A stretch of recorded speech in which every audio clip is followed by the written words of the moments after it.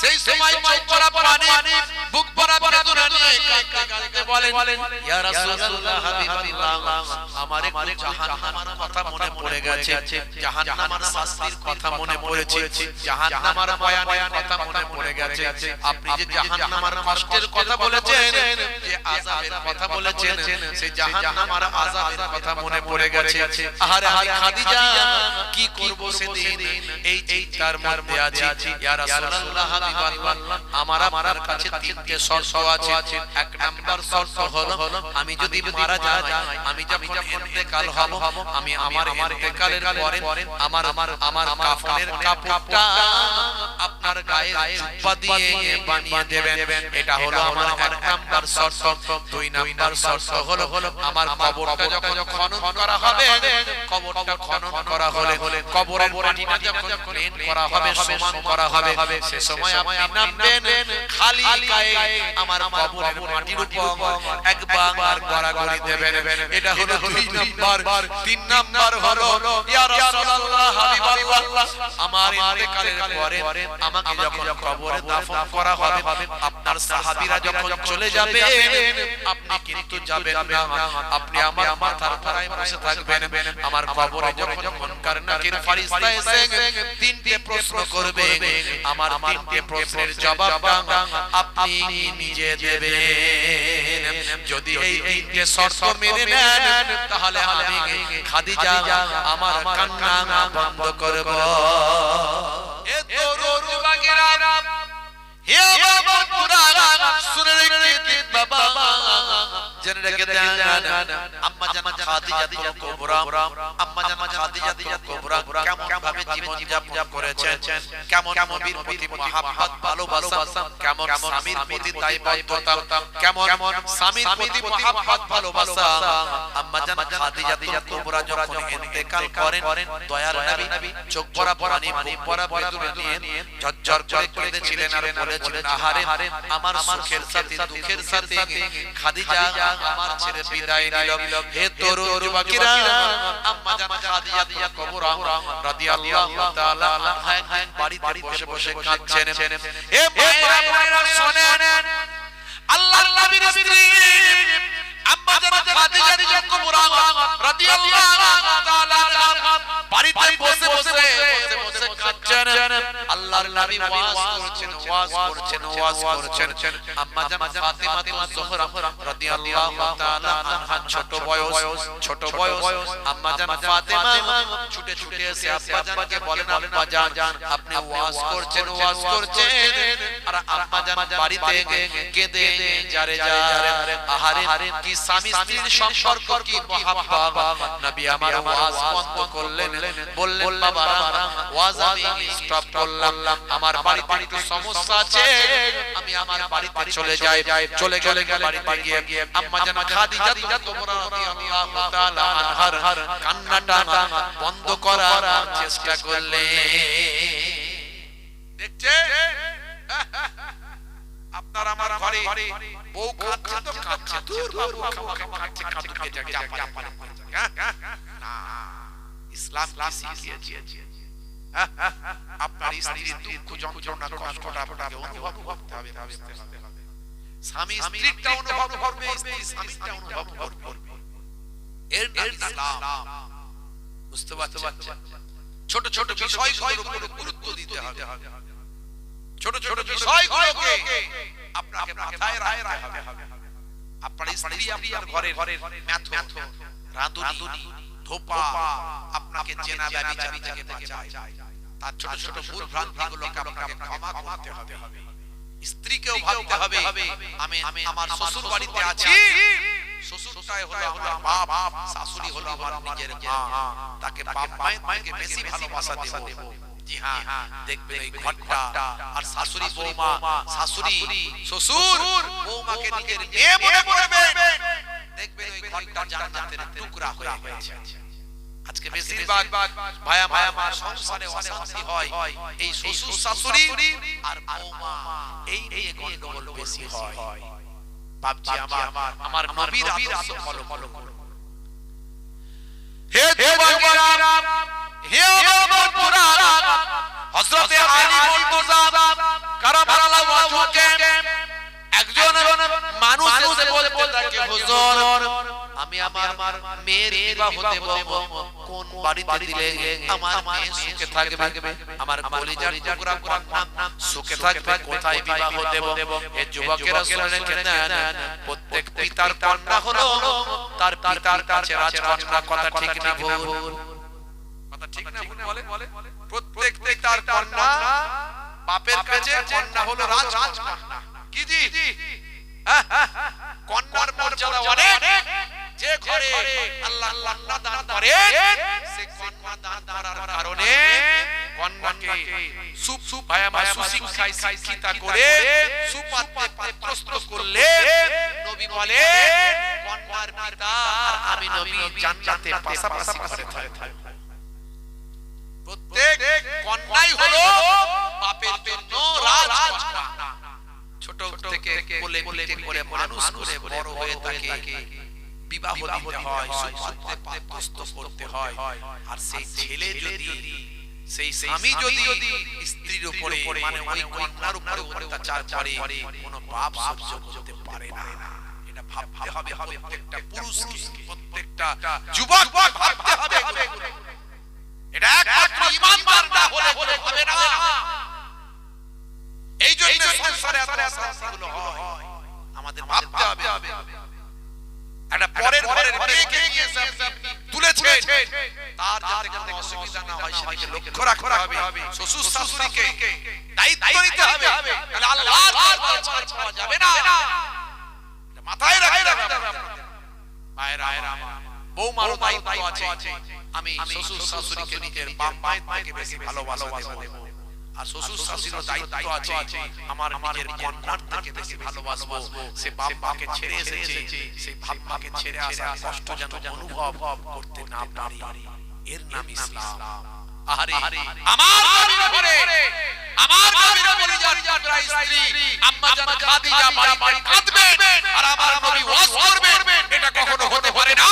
নবী আমার ওয়াজ বন্ধ করে সঙ্গে সঙ্গে বাড়িতে চলে গেলেন। বাবারা সাহাবীরা ওয়াজ বন্ধ করলা, আমার বাড়িতে একটু অসুবিধা আছে, আমি বাড়িতে যাচ্ছি। আমার কলিজার টুকরা কন্যা আমাকে বলেছে আমার স্ত্রী বাড়িতে একটু কাঁদছে, কি সমস্যা আমাকে সমাধান করতে হবে। নবী আমাকে মা খাদিজার কাছে গেলেন, বললেন বিবি খাদিজা কেন কাঁদছো? বিবি খাদিজা বলো তোমার দুঃখ যন্ত্রণা কষ্ট, আমি নবী তোমার দুঃখ যন্ত্রণা দূর করে দেব ইনশাআল্লাহ। দেখেছেন প্রেম কাকে বলে, মহব্বত কাকে বলে, কি আখলাক চরিত্র নবী শেখালো আর আমরা কি শিখলাম। মুসলমান বড় দুঃখ লাগে, বড় কষ্ট লাগে আজকে যখন আমাদের কাছে অনেকে দেয়, কোথায় বলবে, কার কাছে বলবে বলে, আমাদেরকে পাইতো পীরের নাতি পীরের পোতা, আহারে মনটা বড় যার করে এসে বলে হুজুর বড় কষ্টের মধ্যে আছে। অনেক মায়েরা, অনেক ভাইয়েরা অনেক বলে, বড় দুঃখ লাগে, কষ্ট লাগে। আমরা সমাজকে শিক্ষিত বানাতে পারি, আমরা সমাজকে নবীর আদর্শ শেখাতে পারি, এটা আমাদের বড় ফল, বড় দুঃখ। আমরা ঘটনা বলে দিয়ে চলে যাই, আমরা সমাজকে তৈরি করতে পারি। হে তরুণ বাগিরা, আল্লাহর নবী বাড়িতে গেলেন, গিয়ে খাদিজাকে বললেন বিবি খাদিজা কেঁদো না বিবি খাদিজা, ও বিবি খাদিজা তোমার কান্না আমি সহ্য করতে পারি না। ও বিবি খাদিজা রেখে দাও, তুমি আমার সেদিনের দুঃখের সাথী, যেদিন আমি বড় কষ্টের মধ্যে ছিলাম সেদিনে তুমি আমার মাথার ছাতা হয়ে পাশে দাঁড়িয়েছিলে। ও বিবি খাদিজা তুমি আমার দুঃখের সময় আমার পাশে দাঁড়িয়েছিলে। আমি বড় কষ্টের সময়ের মধ্যে ছিলাম, যে সময় আমার জান ইন্তেকাল করেছেন, আমার জন্মের আগে আমার জননী মা গর্ভধারিণী মা আমার 6 বছর বয়সে ইন্তেকাল করেছেন। আমি দাদা জানের কাছে লালিত পালিত হলাম, দাদা জান দুনিয়া ছেড়ে বিদায় নিলেন। আমি চাচা জানের কাছে লালিত পালিত হলাম, চাচা জান দুনিয়া ছেড়ে বিদায় নিলেন। যে সময় আমার পাশে দাঁড়ানোর কেউ ছিল না, আমার মাথার ছাতা হয়ে দাঁড়ানোর, আমার পাশে শক্তভাবে দাঁড়ানোর আর কেউ ছিল না।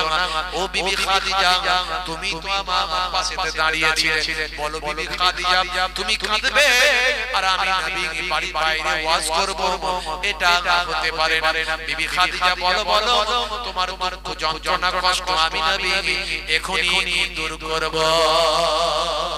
এ তরুণ যুবকেরা হে আমার পুরা আম্মা জান খাদিজা কুবরা রাদিয়াল্লাহু তাআলা সেই সময় চোখরা পানি বুক ভরা বেদনা নিয়ে কাঁদতে বলেন ইয়া রাসূলুল্লাহ হাবিবাল্লাহ আমার একটু জাহান্নামের কথা মনে পড়ে গেছে, জাহান্নামের শাস্তির কথা মনে পড়েছে, জাহান্নামের ভয়ানক কথা মনে পড়ে গেছে। আপনি যে জাহান্নামের কষ্টের কথা বলেছেন, যে আযাবের কথা বলেছেন, সেই জাহান্নামের আযাবের কথা মনে পড়ে গেছে। আহারে আমি খাদিজা কি করব সেদিন এই চিন্তার মধ্যে আছি। ইয়া রাসূলুল্লাহ হাবিবাল্লাহ আমার আপনার কাছে তিনটে শর্ত আছে। এক নাম্বার শর্ত হলো আমি যদি মারা যাই, আমি যখন ইন্তেকাল হব, আমি আমার ইন্তেকালের পরে আমার কাফনের কাপড়টা আপনার গায়ে জুব্বা দিয়ে বানিয়ে দেবেন। এটা হলো আমার এক নাম্বার শর্ত। দুই নাম্বার শর্ত হলো আমার কবরটা যখন খনন করা হবে, কবরটা খনন করা হলে কবরের মাটিটা যখন ক্লিন করা হবে, সমান করা হবে, সে সময় আপনি নামবেন খালি গায়ে আমার কবরের মাটির উপর একবার গড়াগড়ি দেবেন। এটা হলো দুই নাম্বার। তিন নাম্বার হলো ইয়া রাসূলুল্লাহ হাবিবাল্লাহ আমার ইন্তেকালের পরে আমাকে যখন কবরে দাফন করা হবে, আপনার সাহাবীরা যখন চলে যাবে আপনি কিন্তু যাবেন না, আপনি আমার মাথার তলায় বসে থাকবেন। আমার কবরে যখন মুনকার নাকির ফেরেশতা এসে তিনটে প্রশ্ন করবে, আমার তিনটে প্রশ্নের জবাবটা আপনি নিজে দেবেন। যদি এই তিনটে শর্ত মেনে নেন তাহলে আমি খাদিজা আমার কান্না বন্ধ করব। দেখেছেন ভাইরা আমার, তরুণ যুবকেরা আমার, মুরব্বিয়ানেরা আমার, মুসলমান কি মহব্বত কি ভালোবাসা আমার নবী শিখিয়েছেন। আমার মায়েরা বোনেরা স্বামী যেমনই হোক, খারাপ হোক, কচ্ছর হোক, বাজে হোক, অপরাধী হোক, যাই হোক, স্বামী বেনামাজি, স্বামী বিড়িখোর, যাই হোক, স্বামীকে বুঝতে দেবেন না, স্বামীকে কষ্ট দেবেন না, স্বামীর সঙ্গে খারাপ আচরণ করবেন না, স্বামীকে স্বামীর মর্যাদা দেবেন। আপনি কবরে বেঁচে যাবেন, কিয়ামতে বেঁচে যাবেন। আর স্বামী যে অন্যায়টা করছে আপনার গুরুত্ব দেয় না, আপনার মর্যাদা দেয় না, আপনার সম্মান দেয় না, আপনার কষ্ট দুঃখের কথা স্বামী চিন্তা করে না, ও বেটা স্বামী বললেই জাহান্নামে যাবে, আল্লাহ আপনাকে বাঁচিয়ে দেবে। আর স্বামীকে বলবো যদি বাঁচতে চান, স্ত্রীর দুঃখ কষ্ট জ্বালা যন্ত্রণা দুঃখ এগুলো অনুভব করতে হবে। ঘরের বউ ঘরে আছে মনে করে যাই তাই করব না, চলবে না। হে তরুণ যুবকেরা, হে আমার বোনেরা, আল্লাহর নবী বললেন হে বিবি খাদিজা, ও বিবি খাদিজা এই হলো তোমার শর্ত। বলে হ্যাঁ এটাই আমার শর্ত।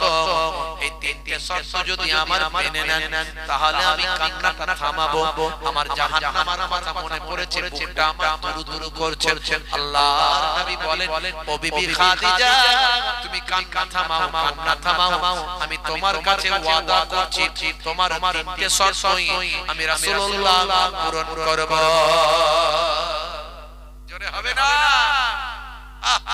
ভাইরা আমার, নবী আমার ওয়াজ করতে শুরু করলেন। কিছুদিন কেটে গেল, আপনারা জানেন আল্লাহর নবীর থেকে মা খাদিজার বয়স 15 বছর বেশি ছিল। কথা ঠিক? আল্লাহর নবীর 25 বছর যখন বয়স ছিল, মা খাদিজার বয়স 40। যতদিন মা খাদিজা হায়াতে ছিলেন ততদিন আমার নবী দ্বিতীয় স্ত্রী গ্রহণ করেননি। ভাবুন যারা আমার নবীর উপর ইলজাম দেয় যে আমার নবী নাকি স্ত্রী পিপাসু, আমার নবী নাকি নারী পিপাসু, তাদের জ্ঞান করা উচিত আমার নবীর 55 বছর বয়স হওয়ার পরে বাকি স্ত্রীগুলোকে সব ধারণ করেছিলেন, গ্রহণ করেছিলেন। সেই গ্রহণ করার পেছনে শর্ত হলো ইসলামের প্রচার প্রসার পলিটিক্যাল ভাবে, সামাজিক ভাবে, রাজনৈতিক ভাবে, অর্থনৈতিক ভাবে এবং স্বীকৃতিগত ভাবে বিভিন্ন কারণে আমার নবীকে বিবাহগুলো করতে হয়েছিল স্বয়ং আল্লাহ তাআলার নির্দেশ অনুযায়ী। আমার নবী ভাই আমার 25 বছর বয়সে একজন কয়েকবার বিবাহ হওয়া বিধবাকে বিবাহ করে পৃথিবীর বুকে দেখিয়ে দিয়েছিলেন যে বিধবা বিবাহ আমি নবী স্বয়ং 1450 বছর আগে প্রতিষ্ঠা করলাম। যে সময় সারা পৃথিবীতে বিধবা হয়ে গেলে মানুষ ভাই আমার নারীরা বিধবা হয়ে গেলে ভাই আমার তার মর্যাদা থাকে না, নারীদের কোনো সম্মান নাই পৃথিবীতে। যে সময় নারী ভাই আমার স্তনের ট্যাক্স দিতে হতো, মুলাসকাম জারি ছিল। যে সময় নারী স্বামী মারা গেলে স্বামীর সঙ্গে সতীদাহ করা হতো, সেই সময় চিন্তা করুন আজ থেকে 200 বছর আগে, 300 বছর আগে, 400 বছর আগে আপনি কল্পনা করুন। অথচ নবী আমার 1450 বছর আগে বিধবাকে বিবাহ করে সারা পৃথিবীর বুকে ইসলামের নারীদের সম্মান তিনি প্রচার করেছিলেন, দেখিয়েছিলেন। সেই নবীর সম্পর্কে কথা বলতে গেলে আপনাকে পড়াশোনা করতে হবে, ভাবতে হবে।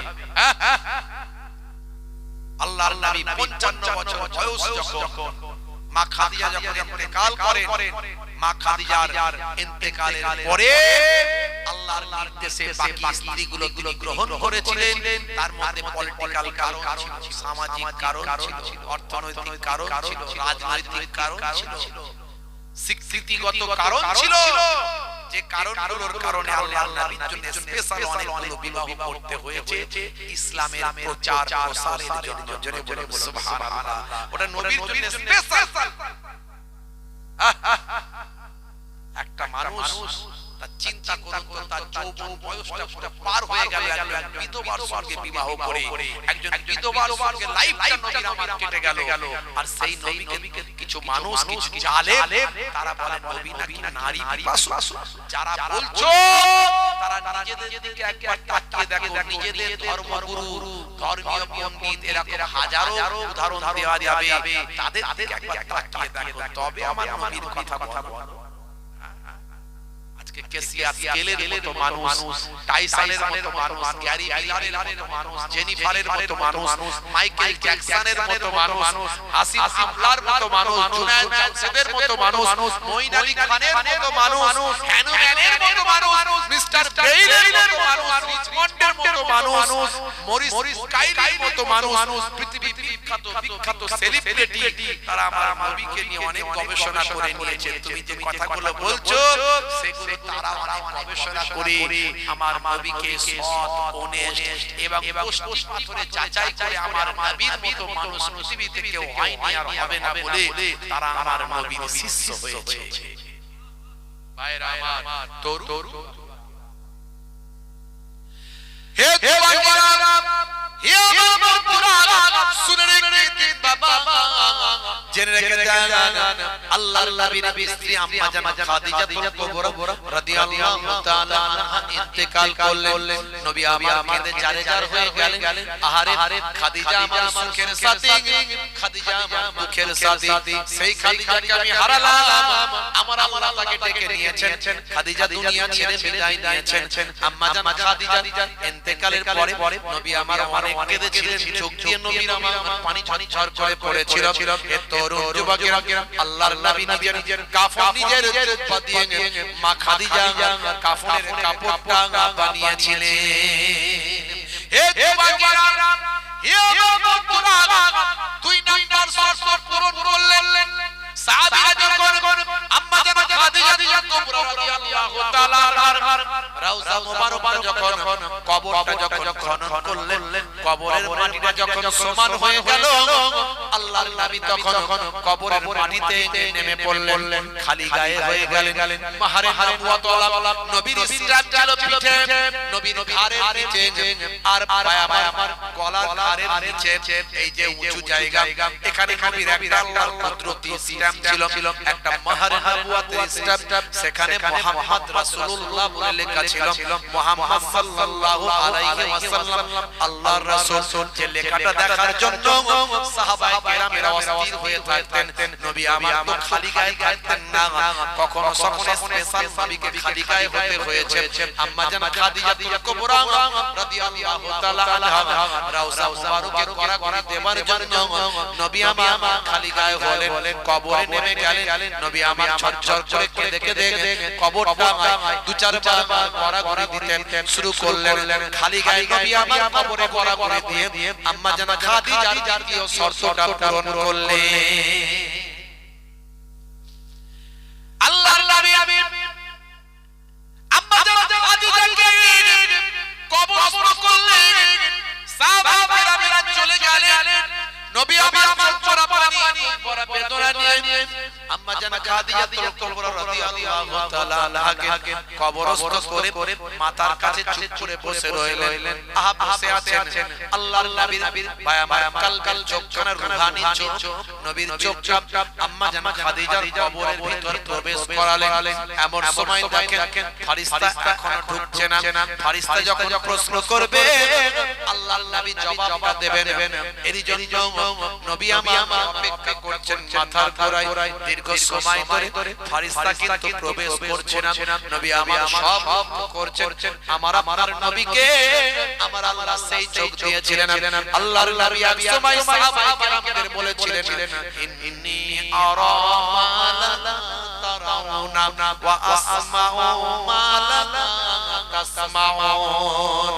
হে দুনিয়ার মানুষ শোনো, আমি যা দেখি তোমরা তা দেখো না, আর আমি যা শুনি তোমরা তা শোনো না।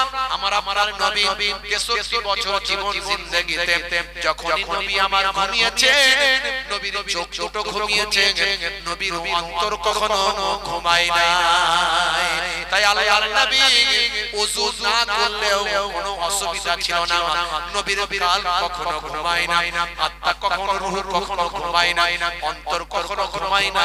আমার নবীকে আমার আল্লাহ সে ক্ষমতা দান করেছিলেন। নবীকে পৃথিবীর সমস্ত নবীদের ইমাম বানানো হয়েছিল। যে নবীরা হাতের লাঠি চাললে অজগর বিশাল বড় সর্প হয়ে যায়, হাতটা গোল করলে সূর্যের মতো আলো হয়। যে নবীদেরকে আল্লাহ মুজিজা দিয়েছিলেন, কুষ্ঠরোগী মানুষের শরীরে হাত দিলে ভালো হয়ে যায়, জন্মান্ধ চোখের মানুষের শরীরে হাত দিলে চোখটা ফিরে পায়। আমার নবীকে সমস্ত নবীদের ইমাম বানিয়েছিলেন। সেই নবী যখন ঘুমিয়ে থাকতেন, নবীর চোখ দুটো ঘুমাতো, নবীর অন্তরটা কালবটা হৃদয়টা কখনো ঘুমাতো না। হে আল্লাহর নবী কালবের চোখ দিয়ে, অন্তরের চোখ দিয়ে আম্মা জান খাদিজা কুবরা রাদিয়াল্লাহু তাআলা আনহার কবর রওজা মুবারকের ভিতরটা দেখতে লাগলেন। এখনো ফেরেশতা এসে ঢোকেনি, মুনকার নাকির ফেরেশতা এখনো পৌঁছায়নি। অনেকক্ষণ বসে আছে নবী আমার চিন্তা করছেন, আহারে কেন এখনো মুনকার নাকির ফেরেশতা আসেনি, আমি নবী জবাব দিয়ে দেব। এ তরুণ যুবকের বহুক্ষণ বসে থাকার পরেও কিন্তু কবরে কোনো ফেরেশতা আসছে না। জিবরাইল ফেরেশতা স্বয়ং আল্লাহর নবীর কাছে হাজির হয়। ইয়া রাসূলুল্লাহ হাবিবাল্লাহ, আমার আপনাকে সালাম দিয়েছেন, আমার আল্লাহ সব জানেন, আপনি কেন বসে আছেন সেটাও জানেন। শুনে রেখে দেন, জেনে রেখে দেন, আপনার স্ত্রী খাদিজার রওজা মুবারকের, আপনার স্ত্রী খাদিজার কবরের ভিতরে মুনকার নাকির ফেরেশতা আসবে না। তার কারণ হলো আপনি তার প্রশ্নের জবাব দেবেন। এই জন্য অপেক্ষা করছেন। যেদিন আপনি বিবি খাদিজাকে ওয়াদা করেছিলেন তার সওয়ালের জবাব দেবেন, সেদিনই আমার আল্লাহ জানতে পেরেছিলেন, আর সেদিনই আমার আল্লাহ ঠিক করে নিয়েছিলেন আপনার বিবি খাদিজার সওয়ালের জবাবটা সেদিনই কবুল হয়ে গিয়েছে। ইয়া রাসূলুল্লাহ হাবিবাল্লাহ, আর বসে থাকার দরকার নাই। আপনার স্ত্রী বিবি খাদিজার কবরে মুনকার নাকির ফেরেশতা যাবে না। জোরে হবে না ভাইরা আমার, দেখছে নবী আমার কি প্রেম দেখিয়েছেন, কি মহব্বত দেখিয়েছেন। মায়েরা একটু ভাবুন, আমার বাপেরা একটু ভাবুন, ভাইরা আমার এই ঈমানদার হতে হবে। নবী আমাদের ঈমান শিখিয়েছেন, সেই ঈমানটা নষ্ট করলে চলবে না। নবী আমাদের আমল শিখিয়েছেন, সেই আমলটা বরবাদ করলে চলবে না। সন্তানকে শিক্ষিত করুন, সন্তানকে শিক্ষিত করুন, অনাহারে অনাহারে থেকে পড়াশোনায় খামতি করবেন না। আমরা কঠিন বিপদের মধ্যে আছি, পরিস্থিতি খুব খারাপ, বুঝতে পারছেন? মুসলমানের জীবনের কোনো দাম নাই, মুসলমানের জীবনের কোনো দাম নাই। ভাই ভাই করুন যুবকেরা, হে আমার মুরব্বিয়ানিরা, হে যুবকেরা, সবচেয়ে আগে আখিরি জামানা কিয়ামতের আলামত, চারিদিকে ফিতনা ফাসাদ, চারিদিকে ভয়াবহ শুরু হয়ে গেছে, অশান্তির আগুন দাউ দাউ করে জ্বলছে চারিদিকে, যেদিকে তাকাবেন সেদিকে অশান্তি, মানুষ শান্তির মধ্যে নাই বাবা। হে যুবকেরা শুনে রেখে দেন, মারপিট দাঙ্গা হাঙ্গামা অশান্তি চারিদিকে লিপ্ত হয়ে গেছে, চারিদিকে বাবা মানুষ শান্তিতে নাই, মানুষের কোনো জান মালের নিরাপত্তা নাই। আখিরি জামানা, প্রতিদিন মানুষ বহু মানুষ মারা যাচ্ছে বাবা, অন্যায় ভাবে মানুষকে মেরে ফেলা হচ্ছে। আখিরি জামানা এমন একটা সময় আসবে যে মানুষটাকে মেরে ফেলা হবে, সে জানবে না কেন তাকে মারা হচ্ছে, আর যারা মারছে তারাও জানবে না কেন আমরা তারা মারছি। আখিরি জামানা সেই সময়টা এসে হাজির হয়েছে। আল্লাহর নবী বলেন, এরকম ফিতনার জামানা যখন তোমরা পাবে, আখিরি জামানায় আমার উম্মতেরা এরকম সময়টা যখন পাবে, শুনে রেখে দাও, রেখে দাও, তামাসসাকা বিসুন্নতি ইনদা ফাসাদি উম্মতি ফালাহু আজরু মিয়াতা শাহীদ। এরকম আখিরি জামানায় ফিতনা ফাসাদের সময় চারিদিকে অশান্তি যখন দাউ দাউ করে আগুন জ্বলবে, অশান্তি যখন চারিদিকে ছড়িয়ে পড়বে, সে সময় আমার উম্মতি যদি আমি রাসূলের একটা সুন্নতকে ভালো করে আমল করে, একটা সুন্নতের বিনিময়ে আমার আল্লাহ ওই উম্মতের নামাজ আমলে 100টা শহীদের সওয়াব দান করে দেবে। সেই সময় আমাদের মাঝখানে চলে এসেছে, আমরা ফিতনার সময়ের মধ্যে দিয়ে আছি। আজকেও উড়িষ্যাতে একটা মুর্শিদাবাদের বায়া ছেলেকে পিটিয়ে মেরে ফেলা হয়েছে। 21 বছর বয়স, জুয়েল রানা বলে তার নাম, মুসলিম ঘরের সন্তান, পরিযায়ী শ্রমিক, বাঙালি বাংলাদেশি, এই সব কথা বলে অন্যায়ভাবে মানুষকে মেরে ফেলা হচ্ছে। মানুষের জীবনের কোনো দাম নাই, কোনো দাম নাই। বিশেষ করে মুসলমান আমরা, আমাদের জীবনের কোনো মূল্য নাই। তবে আপনি যদি নামাজি পরেজগার আল্লাহ ওয়ালা হতে পারে, এই দুনিয়াতে মূল্য না থাকলেও মূল্যি আল্লাহর জান্নাত আল্লাহ দান করে দেবে। কিন্তু ঈমানদার হতে হবে, বুঝতে পারছেন? ঈমানের পরীক্ষা চলছে, কিয়ামতের আলামত, চারিদিকে ফিতনা ওয়াশান্তি, আগুন দাউ দাউ করে জ্বলছে। হে তরুণ যুবকেরা, হে আমার বন্ধুরা, এই সময় আমার ঈমানকে কেমন করে মজবুত করবেন, আপনার ঈমানকে কেমন করে মজবুত করবেন? হে যুবকেরা শুনে রেখে দিন, হে মুসলমান একটুখানি লক্ষ্য করুন, আপনার আমার ঈমানকে কেমন করে মজবুত করব বাবা। বন্ধুরা আমার, তরুণ যুবকেরা আমার, মুরব্বিয়ানিরা আমার, মুসলমান আপনার আমার ঈমানকে মজবুত করতে হবে। আল্লাহ বলে, বান্দারে, হে দুনিয়ার মানুষ শুনে রেখে দাও, হে দুনিয়ার মানুষ জেনে রেখে দাও, আখেরি জামানায় যখন তোমাদের মধ্যে ফিতনা ফাসাদ শুরু হয়ে যাবে বাবা, হে দুনিয়ার মানুষ তোমরা ঈমানদার কেমন করে হবে শুনে রেখে দাও, জেনে রেখে দাও। আমি আল্লাহ তোমাদের জানিয়ে দিই বাবা।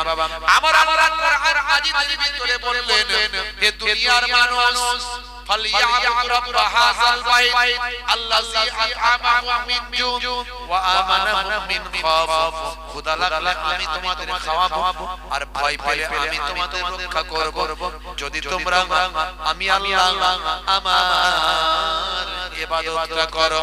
যদি আমার ইবাদতটা তোমরা করো আমি আল্লাহ তাআলা তোমাদের খাওয়াবো, আর ভয় পেলে আমি আল্লাহ তোমাদের ভয়টা থেকে বাঁচাবো, তোমাদের ভীত সন্ত্রস্ত হওয়া থেকে রক্ষা করব।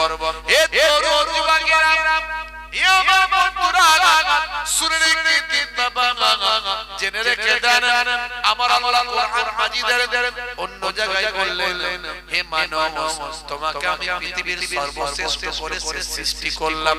লাকাদ কাররামনা বানি আদম, আমি আদমের আওলাদকে উচ্চ মর্যাদা দান করলাম, আমি আদমের আওলাদকে সবচেয়ে সুন্দর করে সৃষ্টি করলাম। লাকাদ খালাকনাল ইনসানা ফি আহসানি তাকবীম।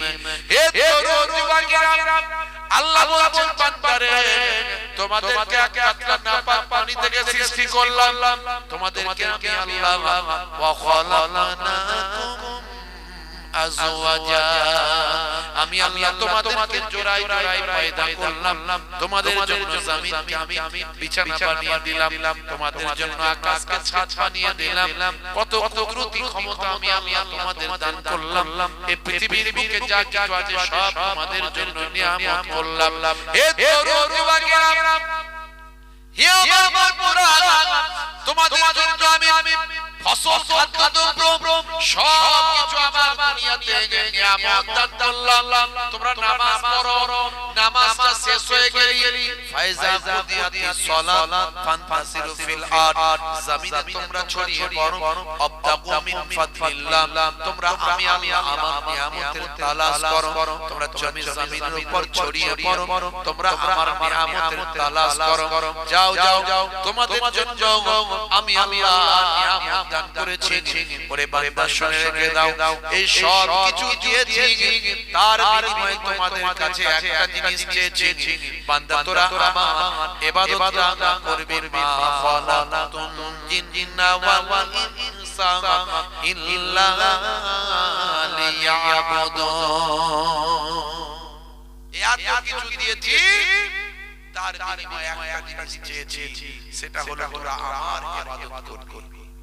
আমি আল্লাহর কাছে এত কিছু নিয়ামত দিয়েছি, সব কিছু দান করেছি। বান্দা তোমরা আমি আল্লাহর ইবাদত ভুলে যেও না, আমাকে তোমরা ছেড়ে দিও না, আমার বিশ্বাস থেকে তোমরা বিশ্বাসচ্যুত হয়ে যেও না। তোমরা সেই আল্লাহই ওয়ান, আল্লাহই one, all depend, he begets not is he begotten and none is like him. قل هو الله احد الله الصمد لم يلد ولم يولد ولم يكن له كفوا احد। বলুন সে আল্লাহ হলেন আহাদ, আল্লাহ ওয়াহাব সুবহান, তিনি কাহাকে জন্ম দেননি, কেহ তাহাকে জন্ম দেয়নি, সে আল্লাহর সমতুল্য আর কেউ নাই। এই বিশ্বাস তোমার মধ্যে রাখো, আমার নিয়ামতগুলো দেখো, আমার নিয়ামতের শুকরিয়া আদা করো। আমার নিয়ামতের শুকরিয়া আদা করলে আমি আল্লাহ তোমাকে নিয়ামত বাড়িয়ে দেব। আমার নিয়ামতের শুকরিয়া আদা করো, না শুকরি করো না। ফাজকুরুনি আযকুরকুম ওয়াশকুরুলি ওয়ালা তাকফুরুন, তোমরা আমার নিয়ামতের শুকরিয়া আদা করো, আমার নিয়ামতের নাশকরি করো না। ওয়াশকুরুলি ওয়ালা তাকফুরুন, তোমরা কুফরি করো না, নাশকরি করো না। তোমরা যদি আমার শুকরিয়া আদা করো, আমি আল্লাহ তোমাদের কৃতজ্ঞতা জ্ঞাপন করব।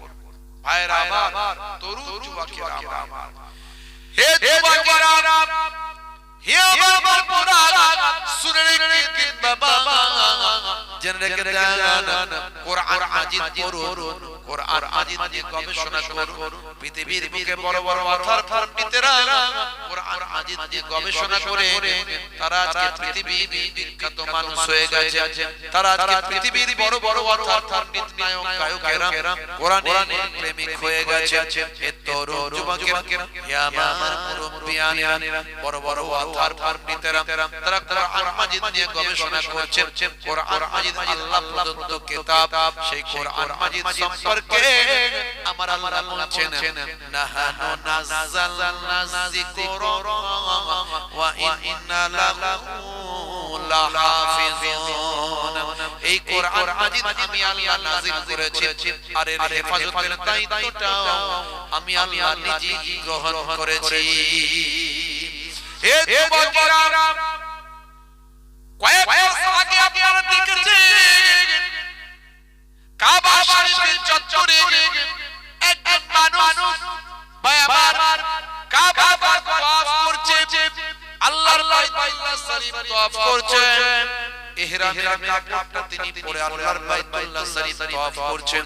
কাবা শরীফ চক্কর যখন দেওয়া হয়, প্রথম চক্করের পরেই ইহরামের কাপড়টা পুরুষ মানুষ হাতের তলা দিয়ে ঘুরিয়ে নেয়, অর্থাৎ তার হাতটা ওপেন হয়ে যায়, হাতটা উন্মুক্ত হয়ে যায়, ঘাটটা উন্মুক্ত হয়ে যায়, মাথায় কোনো কাপড় রাখতে হয় না।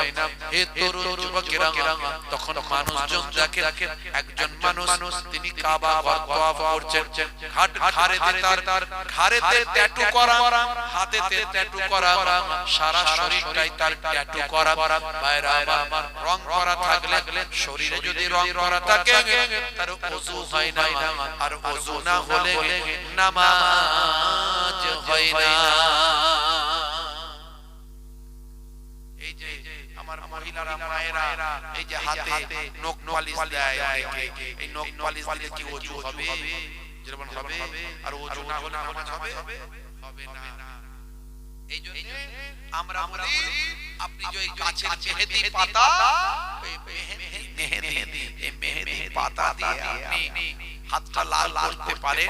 জি হ্যাঁ, নিশ্চয় আল্লাহর নবী এই মেহেদি পড়তে বলেছেন এবং মহিলাদের এই মেহেদি পরার প্রতি তাকিদ করেছেন। আল্লাহর নবী তাকিদ করেছেন, বলেছেন হ্যাঁ এই হাত তোমরা লাল করে রাখবে, মেহেদি পড়বে।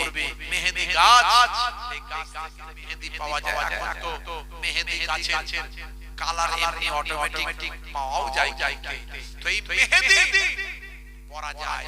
কিন্তু এই যে নখ পালিশ যারা লাগায়, পায়েতে রং করে, হাতে রং করে, এগুলো করলে ওযু হবে না, নামাজ হবে না, সবাই জানে। বুঝতে পারছেন? এখন এই ছবিটা ভাইরাল হলো, কাবা ঘর তওয়াফ করছে, অথচ তার গায়ে হাতে রং করা, গায়ে হাতে রং করা, ট্যাটু করা, কি বলে ট্যাটু করা। বুঝতে পারছেন? হে তরুণ যুবকেরা, হে আমার বন্ধুরা, শুনে রেখে বাবা, জেনে রেখে দেন। মানুষজন জিজ্ঞাসা করলো, আপনি কে বাবা? আপনি কে? মান আনতা? হুয়ারি, আপনি কে? আল্লাহর বাইতুল্লাহ শরীফ আপনি তওয়াফ করছেন, কিন্তু আপনার সারা শরীরে ট্যাটু করা, ট্যাটু অবস্থায় নামাজ হবে না, ওযু হবে না। আল্লাহর বাইতুল্লাহ শরীফ আপনি কেমন করে ট্যাটু, কেমন করে তওয়াফ করেন? হে যুবকেরা, সেই মানুষটা বলেছিলেন, আমি হলাম ব্রিটেনের একজন বিখ্যাত ব্লগার। ব্লগার মানে যারা কোনো বিষয় নিয়ে ক্রিটিসাইজ করে, মায়া পক্ষে বিপক্ষে, মেরিট বিভিন্ন বিষয় নিয়ে পক্ষে বিপক্ষে আলোচনা করে, কোন বিষয়ের উপর ব্লগিং করে, কথাবার্তা বলে, আলোচনা করে, গভীরের বিভিন্ন পক্ষে বিপক্ষে ভালো মন্দ তুলে ধরার চেষ্টা করে। হে যুবকেরা, তিনি বললেন, আমি হলাম ব্রিটেনের একজন বিখ্যাত ব্লগার, আমি অমুসলিম ছিলাম, আমি মুসলমান ছিলাম না, আমি অল্প কিছুদিন আগে আমি ঈমানদার হয়েছি, আল্লাহর কোরআন মাজিদ নিয়ে ব্লগিং করার চেষ্টা করেছিলাম, আল্লাহর কোরআন মাজিদ নিয়ে পৃথিবীর মানুষের কাছে পক্ষে বিপক্ষে আলোচনা করব, ব্লগিং করব, মানুষের কাছে কোরআন মাজিদ ক্রিটিসিজম করব, কোরআন মাজিদকে মায়া নিয়ে একটু পরিহাস করব, ঠাট্টা করব, একটু কোরআন মাজিদের পক্ষে বিপক্ষে কথা বলবো, এই নিয়ে আমি গবেষণা করেছিলাম। হে তরুণ যুবকেরা, আমি যখন কোরআন মাজিদ নিয়ে গবেষণা করব বলে ঠিক করলাম, কোরআন মাজিদের একটা ছোট্ট সূরা আমি খুঁজে বের করলাম, আমি কোরআন মাজিদের ওই ছোট্ট সূরাটা নিয়ে আমি ব্লগিং করব, কথা বলবো, কিছু আলোচনা করব। সেই সূরাটার নাম হলো সূরা আসার কোরআন মাজিদের একটা ছোট ছোট সূরা সূরা আসার নিয়ে আমি আলোচনা করতে শুরু করব। কোরআন মাজিদের এই ছোট সূরাটা যখন আমি পড়লাম আমার হৃদয়টা বিগলিত হলো, আমার কলিজাটা কেঁপে উঠল। এই সূরা আসারের আমার আল্লাহ কোরআন মাজিদে আসরের সময়ে কসম করে আমার আল্লাহ আসরের সময়ে কসম করেছে। সূরা আসরে আল্লাহ রাব্বুল আলামিন আসরের সময়ে কসম করেছে। বিসমিল্লাহির রহমানির রহিম ওয়াল আসর ইন্নাল ইনসানা লাফি খুসর ইল্লাল্লাযীনা আমানু ওয়া আমিলুস সালিহাত ওয়া তাওয়াসাউ বিল হাক্কি ওয়া তাওয়াসাউ বিস সাবর। এ দরুদ ওয়াগিরা এই সূরার মধ্যে আমার কি বলছে? এ দুনিয়ার মানুষ শুনুন, পৃথিবী বিখ্যাত ব্লগার এ যুবকেরা ইয়া বাদার মুরব্বিয়ানিরা মিস্টার পেইল পৃথিবী বিখ্যাত ব্লগার আয়রাবার তিনি বলেন আমি কোরআন মাজিদের এই সূরাটা নিয়ে ব্লগিং করার জন্য গবেষণা করতে লাগলাম। আমি অবাক হয়ে গেলাম, মহান প্রভু মহান স্রষ্টা এই সূরা আসরের মধ্যে আসরের সময় নিয়ে কসম করেছেন। আসরের সময়টা এমন একটা সময় যেটা হলো দিনের শেষ আর রাতের শুরু, অর্থাৎ অন্ধকার হতে চলল, দিনটা শেষ হতে চলল আর রাতটা শুরু হতে চলল। এই রকম একটা কঠিন সময়ে কসম করে আল্লাহ বলছেন, কি বলছেন? হে দুনিয়ার মানুষ শোনো, ইন্নাল ইনসানা লাফি খুসর, নিশ্চয় মানুষ ক্ষতিগ্রস্তদের অন্তর্ভুক্ত। আমার আল্লাহ সময়ের কসম করলেন। আমি এত থাকতে সময়ের কেন কসম করলেন? আমি গবেষণা করে বুঝলাম সময়ের চেয়ে মূল্যবান জিনিস আর কিছু না। সময় চলে গেলে আর আসবে। এই যে সময়টা আমরা পার করছি, সময় এখন ধরুন কটা বাজছে, এখন বাজছে 11:20। এই 11:20 আজকে 2025 সালের ডিসেম্বর মাসের আজকে কত তারিখ বলো? 25 তারিখ। এই 25 তারিখ রাত্রি 11:20 এই সময়টা পার করে গেলে জীবনে কোনোদিন এই সময়টাকে ফিরিয়ে নিয়ে আসতে পারবে? পারা যাবে? বলেন পারবে? কোনোদিন এই সময়টা আনতে পারবে না। সময়ের যে মূল্যবান জিনিস আর কখনো হতে পারে না, আর কখনো কোনো কিছু হতে পারে না। একমাত্র সময় থেমে গিয়েছিল আমার আপনার নবী পাক যখন মেরাজে গিয়েছিলেন। জোরে হবে না? সারা কায়নাতের সব কিছু স্টপ হয়ে গিয়েছিল, কিন্তু কেউ কিছু বুঝতে পারেনি। আল্লাহর নবী ঘুরে যখন এলেন ওজুর পানি তখনও গড়িয়ে যাচ্ছে, মানে সব কিছু স্টপ হয়ে গেছে, সব কিছু স্টপ হয়ে গেছে। তারই মাঝখানে আমার নবী বোরাকে চড়ে জিবরাইল ফেরেশতার সঙ্গে সাত তবক আসমান পাড়ি দিয়ে সিদরাতুল মুনতাহা পাড়ি দিয়ে আল্লাহ তাআলার আরশে আজিমে গিয়ে হাজির হয়েছে। এই যে এত সময় লেগেছে, এই সময়টাতে আমার আল্লাহর দরবারে গিয়ে আমার নবী জান্নাত দেখেছেন, জাহান্নাম দেখেছেন, আল্লাহর সঙ্গে কথা বলেছেন, কত আলোচনা করেছেন, সব কিছু ঘুরিয়ে ঘুরিয়ে আমার নবীকে দেখানো হয়েছে। এই এত সময় পৃথিবীতে সব কিছু স্টপ হয়ে গেছে, সময় এগোয়নি, সময় যেখানকার সেখানে দাঁড়িয়ে রয়ে গেছে। আমার নবী ফিরে আসতে আবার সময় চালু হয়েছে। একমাত্র এই সময়, এছাড়া আর সময় কারোর জন্য অপেক্ষা করবে না। সময় কিন্তু চলছে। হে তরুণ বাগিরা, হে আমার বন্ধুরা, মিস্টার পেইল বলেন পৃথিবীতে এত কিছু থাকতে মহান স্রষ্টা সময়ের কসম করলেন। সময়ের চেয়ে মূল্যবান জিনিস আর কিছু হতে পারে না। সময় কারো জন্য থেমে থাকে না, সময় এগিয়ে যায়। সময় নিয়ে আমি গবেষণা করতে থাকলাম, মহান স্রষ্টা সময়ের কসম করলেন, আহারে সময়ের চেয়ে মূল্যবান জিনিস পৃথিবীতে আর কিছু হতে পারে না। আবার সময়ের মধ্যে মহান স্রষ্টা যে সময়টা শপথ করলেন সেটা হলো আসরের সময়, অর্থাৎ দিন চলে যাচ্ছে আর রাত এগিয়ে আসছে। এই রকম মিডিল পজিশন অর্থাৎ আসরের সময় কসম করলেন। কসম করে মহান আল্লাহ বললেন, নিশ্চয়ই পৃথিবীতে যত মানুষ আছে সমস্ত মানুষই ক্ষতিগ্রস্ত। সব মানুষ ক্ষতিগ্রস্ত, সব মানুষ ক্ষতিগ্রস্ত, ক্ষতির মধ্যে আছে। ইল্লাল্লাযীনা আমানু ওয়া আমিলুস সালিহাত ওয়া তাওয়াসাউ বিল হাক্কি ওয়া তাওয়াসাউ বিস সাবর। হে যুবকেরা, আল্লাহ বলেন তারা ক্ষতিগ্রস্ত নয় যারা ঈমান এনেছে, যারা বিশ্বাসটা আল্লাহকে করেছে, যারা ঈমানদার হয়েছে তারা ক্ষতিগ্রস্ত নয়। শুধু তাই নয়, যারা নেক আমলটা করেছে, ভালো ভালো কাজ করেছে, সৎ আমল করেছে, দুনিয়াদারিতে তারা ভালো ভালো কাজ করেছে, নেক আমল করেছে, ভালো কাজ করেছে, আল্লাহ বললেন তারা ক্ষতিগ্রস্ত নয়। ওয়াতাওয়াসাউ বিল হক, অর্থাৎ যারা হকের পথে থেকেছে, ন্যায়ের পথে থেকেছে, ন্যায় পরায়ণ যারা হয়েছে, আল্লাহ বললেন তারা ক্ষতিগ্রস্ত নয়। ওয়াতাওয়াসাউ বিস সাবর, যখন তারা বিপদে পড়েছে তখন তারা ধৈর্যশীল বান্দাদের অন্তর্ভুক্ত হয়েছে, সবর করেছে, ধৈর্য ধারণ করেছে। আল্লাহ বললেন এরা ক্ষতিগ্রস্ত নয়। অর্থাৎ যারা ঈমানটা এনেছে সেই মতো হকের পথে, ন্যায়ের পথে সৎ আমলটা করেছে, আল্লাহর দ্বীন ইসলামের উপর আমলটা করেছে এবং হকের পথে চলেছে, সত্যবাদীদের অন্তর্ভুক্ত হয়েছে, আর বিপদে পড়লে তারা সবর করেছে। আল্লাহ বলেন সমস্ত মানুষ ক্ষতিগ্রস্ত কিন্তু এরা ক্ষতিগ্রস্ত নয়।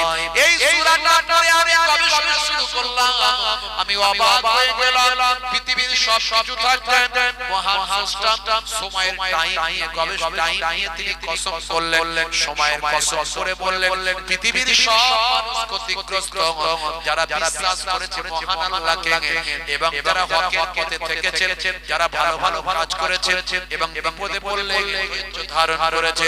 আল্লাহ বলেন এরা কেবলমাত্র ক্ষতিগ্রস্ত নয়। এই আয়াত পড়ে আমি গবেষণা করলাম, আমি নিজেকে নিয়ে অ্যানালাইসিস করলাম, নিজেকে নিয়ে আমি রিসার্চ করলাম, আহারে আমি তো তাহলে ক্ষতিগ্রস্তদের অন্তর্ভুক্ত। আমি কোরআন মাজিদ পড়া শুরু করলাম, কোরআনের সত্যতাকে বিশ্বাস করে আমি কোরআনকে মেনে দয়ার নবীর শিষ্য হয়ে কালেমা পড়ে বিশ্ব নবীর শিষ্য হয়ে গেলাম। আমার শরীরে ট্যাটু করা, কিন্তু সব ট্যাটু তো তোলা যায় না, এগুলো ফিক্সড, এগুলো শরীরের সাথে ফিক্সড হয়ে গেছে, এগুলো কিন্তু তোলা যাবে না। যেগুলো তোলার সেগুলো তুলে ফেলেছে, এগুলো তোলা যাবে না। আলেম ওলামা কোরআনের বিজ্ঞ পণ্ডিত যারা কোরআন হাদিসের বিজ্ঞ আলেম পণ্ডিত তাদের কাছে জিজ্ঞাসা করলাম, তারা বললেন এই অবস্থাতেই আপনি ঈমানদার অবস্থায় নামাজ ইবাদত বন্দেগী করবেন, আপনার জন্য সেটা জায়েজ হয়ে যাবে। তা আমি এই অবস্থায় আমি আল্লাহর বাইতুল্লাহ শরীফ তওয়াফ করেছি, মানুষ জানতে পারে। ভাইরা তরুণ যুবকেরা, ঈমানদার কাকে বলে? কাকে ঈমানদার বলে? বিশ্বাসী কাকে বলে? হে তরুণ যুবকেরা, হে আমার বন্ধুরা, শুনে রেখে বাবা, জেনে রেখে জান, হে মুসলমান একটু লক্ষ্য করো, সে কোরআন মাজিদ বলছে বান্দা আমি তোমাকে সব দিলাম, তার পরিবর্তে তোমার কাছে একটা জিনিস চাইলাম, সেটা হলো বান্দা তোমরা আমার ইবাদত করবে। মা খালাকাতুল জিন্না ওয়াল ইনসা ইল্লা লিয়াবুদুন। জিন জাতি এবং মানুষ জাতিকে কেবল আমার ইবাদতের জন্য সৃষ্টি করেছি, তারা কেবলমাত্র আমার ইবাদত বندگی করবে আমার ইবাদত করার জন্যই তোমাদের সৃষ্টি করেছি বান্দা তোমরা আমার ইবাদতটা করবে হে যুবকেরা হে মুরব্বিয়ারা হে তরুণীরা আল্লাহ বললেন ইবাদত করতে আমরা মনে করি ইবাদত মানে নামাজ রোজা হজ যাকাত না না আম ইবাদতরা আর কি স্ত্রীর সঙ্গে ভালো আচরণ করা স্ত্রীর সঙ্গে সুন্দরভাবে মিষ্টিভাবে কথা বলা স্ত্রীর সঙ্গে প্রেমালাপ করা মাঝে মাঝে ঘরটা ঝাড়ু দেওয়া মাঝে মাঝে নিজে হাতে স্ত্রীর সঙ্গে রান্নায় সহযোগিতা করা মাঝে মাঝে বাজারটা নিজে হাতে করে নিয়ে আসা নবী করতেন বলে আপনি করবেন এই সবগুলো ইবাদত বলে গণ্য হয়ে যাবে হে তরুণ যুবকেরা হে আমার বন্ধুরা শুনে রেখে বাবা রাস্তা দিয়ে যাচ্ছেন মুসলমান দেখলে আপনি সালাম দেবেন আসসালামু কাবলাল কালাম কথা বলার আগে সালাম দেবেন নবী সালাম দিতে নির্দেশ দিয়েছেন সালাম দেবেন আর যদি অমুসলিম হিন্দু খ্রিস্টান জৈন বৌদ্ধ হয় পাশাপাশি পাস করেন আপনি দেখলে বলবেন কাকা কেমন আছো দাদা কেমন আছো ভাই কেমন আছিস এই সুন্দর পোলাইট ভাষায় মুচকি হেসে যে কথাটা বললেন নবী বলেছেন বলে আপনি বললেন নবীর নির্দেশ বলে আপনি বললেন ভালো ব্যবহারটা আপনি করলেন নবীর সুন্নাত মনে করে করলেন এটা আপনার নামাজ আমল ইবাদতের খাতা নামাজ আমল ইবাদত বলে গণ্য হয়ে যায় হে তরুণ যুবকেরা হে আমার বন্ধুরা এতে বাবা যদি পান এতে বাবার মাথায় একটু হাতটা বুলিয়ে দেন এতে বাবার দুঃখ যন্ত্রণা দূর করে দেন এতিমের জ্বালা কষ্ট দুঃখ যন্ত্রণা মাকে বুঝবেন এতিমের দুঃখ কষ্ট যে এতিম সেই কেবল বুঝবে বাকিরা কেউ বুঝবে না হে যুবকেরা হে আমার মুরব্বিয়ারা বাপজিরা কোন এতিম বাচ্চা যদি পান তার দুঃখ যন্ত্রণা কষ্ট দূর করার চেষ্টা করুন যদি না করতে পারেন শুনেন তার মাথায় একটু স্নেহপূর্ণ ভালোবাসা হাতটা একবার বুলিয়ে দেন যতগুলো চুল আপনার হাতের তালুতে লেগেছে ততগুলো সব নবী বলেন আপনার নামাজ আমলে আমার আল্লাহ দান করে দেবে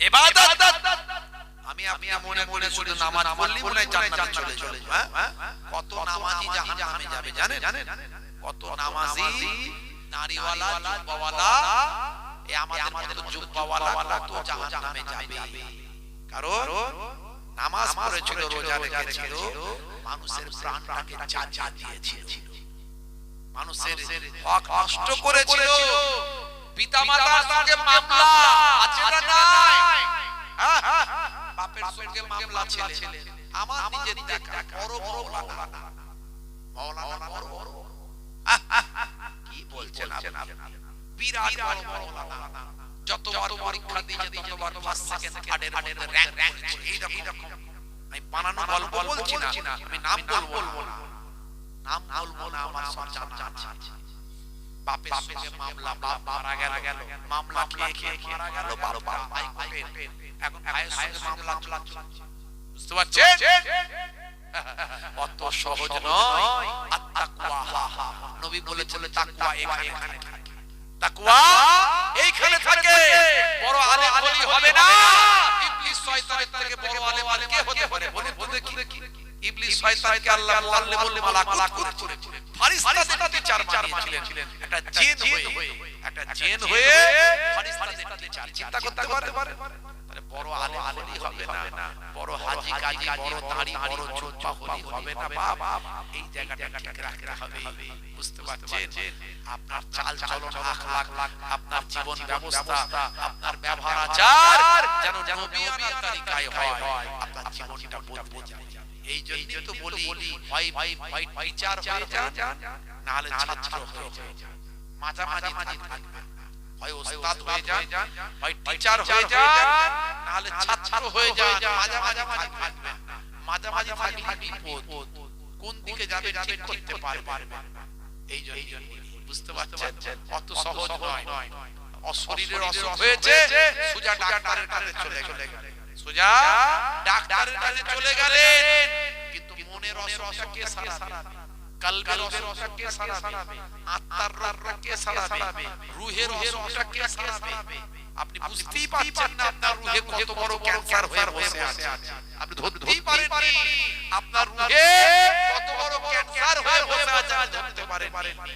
আপনি মনে মনে বলছেন আমি তো বিরাট বড় নামাজি মল্লি জান্নাতে যাব মনে হয়। অত ভাইরা তরুণ যুবকেরা মুরব্বিয়ানেরা, হে তরুণ যুবকেরা, হে আমার বন্ধুরা, শুনে রেখে দিন বাবা, জেনে রেখে যান, একদিকে আপনার ঈমান আর একদিকে আপনার আমল, আমলটা আপনি সঠিকভাবে করার চেষ্টা করুন। আর মায়েরা বোনেরা আমার, হে মায়েরা, আপনার চারটে ভালো কাজ করবেন, 5 ওয়াক্ত নামাজটা পড়বেন, বছরে একবার রমজানের রোজাটা রাখবেন, আর স্বামীর দেখাশোনা করবেন। আর বাইরে যখন বের হবেন, প্রয়োজনে বাইরে যদি বেরোতে হয় একটু মাথায় গায়ে কাপড় দিয়ে হেফাজতের মধ্যে পর্দার মধ্যে বেরোবেন। এই চারটে ভালো কাজ যদি আপনারা করেন, আল্লাহর নবী বলেন 8টা জান্নাতের দরজা আমার আল্লাহ খুলে দেবে। সন্তানকে শিক্ষিত করুন, সন্তানকে শিক্ষিত করুন। অনাহারে অনাহারে থেকে পড়াশোনায় খামতি করবেন না। আমরা কঠিন বিপদের মধ্যে আছি বাবা, পরিস্থিতি খুব খারাপ, বুঝতে পারছেন? মুসলমানের জীবনের কোনো দাম নাই, মুসলমানের জীবনের কোনো দাম নাই। বাংলাদেশের দীপু দাসকে হত্যা করেছে উগ্রবাদীরা, যারা করেছে ওরা নামে মুসলমান, কাজে মুসলমান নয়, চরম শাস্তির দাবি করেছে। এটা অন্যায়, এটা অপরাধ। ইসলামে তাদের কোনো ক্ষমা নাই। বাংলাদেশের দীপুকে নিয়ে আমরাও কথা বলেছি, সবাই কথা বলছে, কিন্তু দীপুর মতো ঘটনা বাংলাদেশে কটা ঘটেছে? একটা ঘটলেও অন্যায়, কিন্তু ভারতবর্ষে কটা ঘটেছে? প্রতিদিন ঘটছে, প্রত্যেক দিন পিটিয়ে পিটিয়ে মারা হচ্ছে মুসলমানকে। এই দুদিন আগে বিহারে আহারকে পিটিয়ে মারা হলো, আজকে বায়ামার জুয়েল রানাকে পিটিয়ে মারা হলো, কয়েকদিন আগে এই পশ্চিমবঙ্গে ব্রিগেডে বায়ামার ওই একে রেজাউল রবিউলকে বায়ামার পেটানো শুরু করলো, যাক বেঁচে গেছে মেরে ফেলতে পারেনি। প্রত্যেক দিন কটা নাম বলবো আমি? আখলাক, জুনায়েদ, আফরাজুল, বায়ামার কত নাম বলবো, কত নাম বলবো। মুসলমানের জীবনের কোনো দাম নাই। আর মুসলমান আমরা নিজেরা মারামারি করি, সিলসিলা, মাযহাব, আকীদা, গোলটুপি, লম্বা টুপি, জুব্বা, হাত বাঁধা, মুনাজাত, কোথায় নামাজ পড়বো, কিভাবে পড়বো, হারাম হালাল, মুসলমান একে অপরকে বেঈমান, মুশরিক, নানা রকমের ফতোয়া দিয়ে আমরা নিজেরা ব্যস্ত আছি। বুঝতে পারছেন? যারা আমাদের মাঝখানে ফতোয়াবাজি করে মুসলমানের মধ্যে লড়াই লাগাচ্ছে, এদের জেনে রাখুন, এরা একটু এজেন্ট, এরা হচ্ছে এজেন্ট, যারা কওমের বিপদের সময় আজকে মুসলমান আমরা বড় বিপদের মধ্যে আছি, আমাদের উপর রাত দিন দিয়ে তারা চক্রান্ত করছে, কিভাবে আমাদেরকে মেরে ফেলা যায়, কিভাবে আমাদের উপরে কোনো হত্যা চালানো যায়, কিভাবে আমাদের উপর জুলুম করা যায়, কিভাবে আমাদেরকে সচ্যুত করা যায়। রাত দিন যখন চক্রান্ত করছে নেতারা, সেই সময় কিছু নামধারী মুফতি, মাওলানা, ইমাম, তারা ওয়াজের মাধ্যমে মুসলমানের মধ্যে এই সিলসিলা, মাযহাব, দল, এই হানাফি, এই সাফি, এই হাত এখানে বাঁধো, হাত বুকে বাঁধো, হাত নাভিতে বাঁধো, এটা হারাম, ও চলবে না, ও মুনাফিক, ও কাফের, ও বেঈমান, রাত দিন করছে। এই যারা আমাদের মাঝখানে মুসলমানের মধ্যে বিভাজন তৈরি করছে, সুকৌশলে ভালো করে চিনে নিন, এরা হলো এজেন্ট, এরা হচ্ছে জালেমের এজেন্ট। এদের দিয়ে মুসলমানের মধ্যে আবার বিভাজন করার টাকা পয়সা দিয়ে করানো হচ্ছে, এটা মাথায় রাখবেন। এরা যদি স্টেজে ওঠে ওয়াজ করে, এদেরকে বলবেন নেমে যান, ওয়াজ করার দরকার নাই, আপনার ওয়াজে আমাদের কোনো ফায়দা হবে না। इस्लाम तोड़ने का नाम नहीं है, जोड़ने का नाम है। अंधे को रास्ता दिखाने का नाम है इस्लाम, भूखे को खाना खिलाने का नाम है इस्लाम, प्यासे को पानी पिलाने का नाम है इस्लाम, अमानत का नाम है इस्लाम, इबादत का नाम है इस्लाम और मोहब्बत का नाम है इस्लाम। इस्लाम तोड़ने का नाम नहीं है, जोड़ने का नाम है। আর তুমি আমাদের মাঝখানে ছোট ছোট মাসলা মাসাইল গুলো নামাজ রোজা নিয়ে আমাদের মধ্যে মারপিট লাগাতে এসেছো। নেমে চলে যাও বাবা, ওয়াজ করার দরকার নাই। এরকম বক্তাদের ওয়াজ শুনবেন না, শুনতে দেবেন না। এরকম বক্তাদেরকে ভিটেই দিবেন না, কারণ এই জুনায়েদ আফরাজুল তাবরিজ আনসারী আর আজকে যাকে মারা হলো জুয়েল রানা, এরা ছোট বাচ্চা। আজকে জুয়েল রানার 21 বছর বয়স। এ কোন সিলসিলা ছিল? কোন সিলসিলা, কোন মাযহাব? হানাফি, শাফি, মালিকি, হাম্বলি? আমাকে বোঝাও। খালি বুঝেছে ও মুসলমান পিটিয়ে মেরে ফেলেছে। চিন্তা করুন কিসের বলবালি করছেন আপনারা? ভাইরা আমার, কঠিন পরিস্থিতির মধ্যে দিয়ে আমরা যাচ্ছি। আমাদের যোগ্য লিডার নাই, নেতা নাই, যাদেরকে আমরা মনে করি আমাদের হয়ে কথা বলবে, তারা সবাইকে নিয়ে কাজ করে না, তারা নিজেদের দল তৈরি করে, নিজেদের ক্ষমতা প্রতিষ্ঠিত করে। বুঝতে পারছো? যোগ্য নেতা আমরা এখনো পাইনি পশ্চিমবঙ্গের মানুষ। তাই আমাদের ভালো করে ভাবতে হবে, খুব ঠান্ডা মাথায় চলতে হবে, কোন রকম উস্কানি থেকে দূরে থাকতে হবে, প্রশাসনের উপর ভরসা রাখতে হবে, আইনের উপরে ভরসা রাখা ছাড়া আমাদের উপায় নাই। আইনের উপরে ভরসা রাখতে হবে, আইনকে হাতে হাতে নেবেন না। বিধানসভার আগে অনেক অশান্তি চলবে, অনেক গন্ডগোল চলবে, খুব শান্তভাবে চলতে হবে, ঐক্যবদ্ধভাবে থাকবেন, একে অপরের বিপদে পাশে দাঁড়াবেন, সন্তানদেরকে শিক্ষিত করবেন। একমাত্র সব সমস্যার সমাধান হলো শিক্ষা। সব সমস্যার সমাধান হলো শিক্ষা। আপনার ঘরের ছেলেটার মেয়েটার যে মেধা আছে, মেরিট আছে, সেই মেধা মেরিটটাকে নষ্ট করবেন না। সেই মেধা মেরিটটাকে নষ্ট করবেন না। অনেক রকম ভাবে পড়াশোনা করানো যায়, সাহায্য সহযোগিতার অনেক দরজা আছে। আপনার ঘরের মেধা মেরিট ছেলেটাকে আইএস, আইপিএস, ডব্লিউবিসিএস বায়া প্রশাসনিক লেভেলে নিয়ে যান। প্রশাসনিক লেভেলে করে নিয়ে যাওয়ার চেষ্টা করুন। লড়াই করেই যেতে হবে, গণতান্ত্রিক পদ্ধতিতে লড়াই, সংবিধান রক্ষার লড়াই এগিয়ে যেতে হবে। আপনার সন্তানটাকে আইএস, আইপিএস, ডব্লিউবিসিএস অফিসার করুন। জি হ্যাঁ, হে তরুণ লাগেরা, হে বাবা পুরানা, শুনে রেখে বাবা, জেনে রেখে দেন শিক্ষার কত মর্যাদা, শিক্ষার কত দরজা। আমি আপনাদের মাঝখানে বলি, হে যুবকেরা, মুসলমান আগের থেকে অনেক বেশি শিক্ষিত হয়েছে। হয়তো চাকরি বাকরিতে আমরা অনেক পিছিয়ে, আমাদেরকে ঠিক মতো চাকরি বাকরি থেকে শুরু করে সেভাবে আমাদেরকে জায়গা দেওয়া হয়নি। কিন্তু আগের থেকে মুসলমান অনেক শিক্ষিত হয়েছে। তা বলে আমরা শিক্ষা থেকে দূরে থাকবো না, চাকরি বাকরির জন্য শিক্ষিত হব। এই চিন্তা ভাবনা নিয়ে আমরা শিক্ষিত হব না, শিক্ষিত হব এই জন্যই শিক্ষাই হলো জাতির মেরুদণ্ড।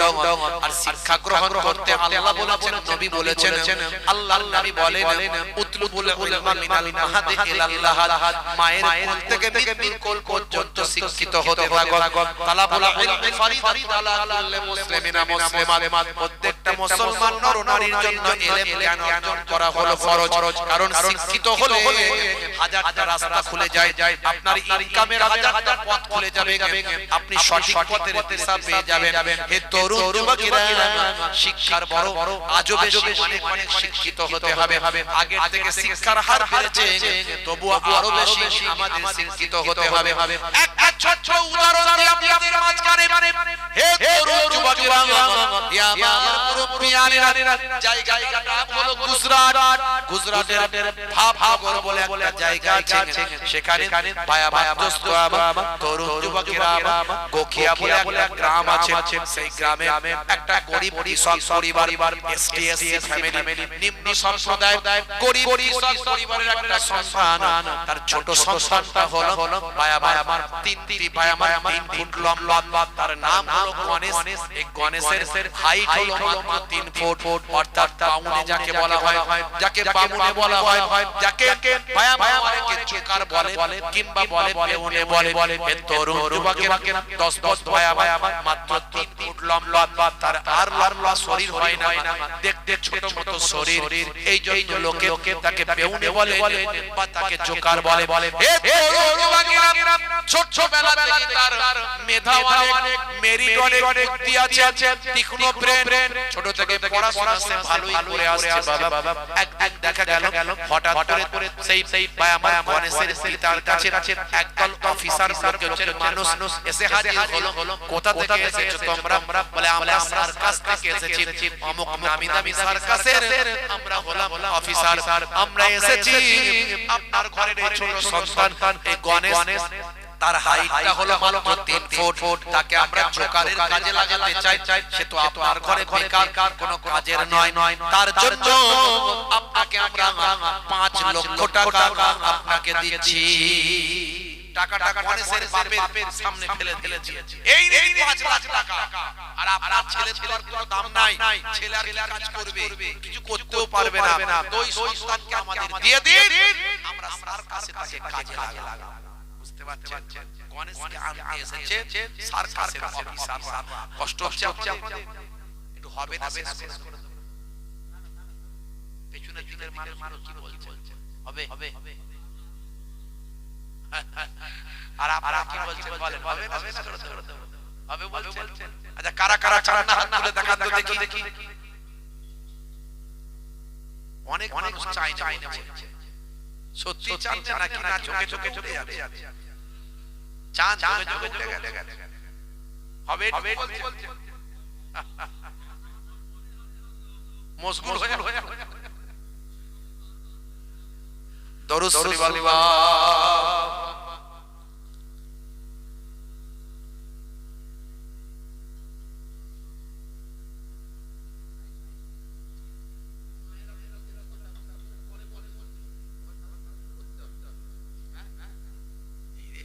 দেরি করে বললে হয় তো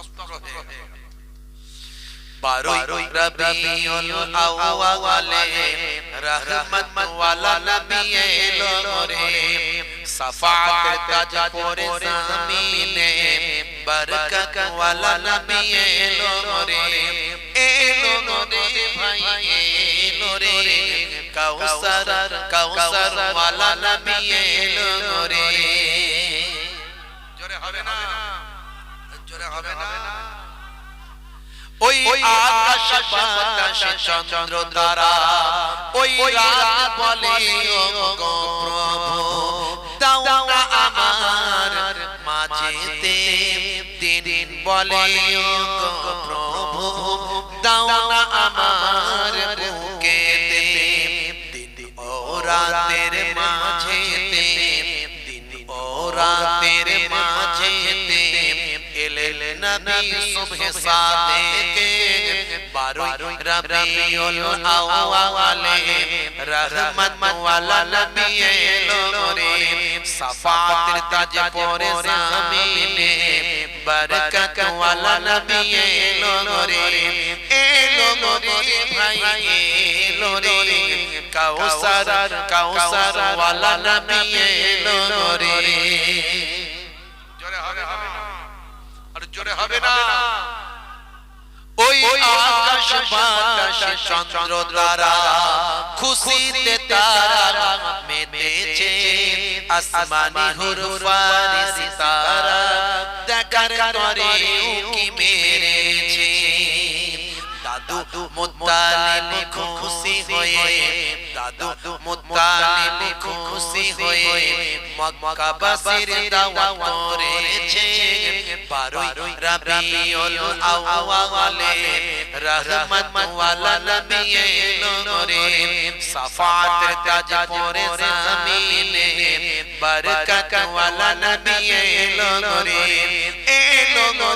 भाई एलो रे कौसर वाला नबी एलो रे अल्लाहुम्मा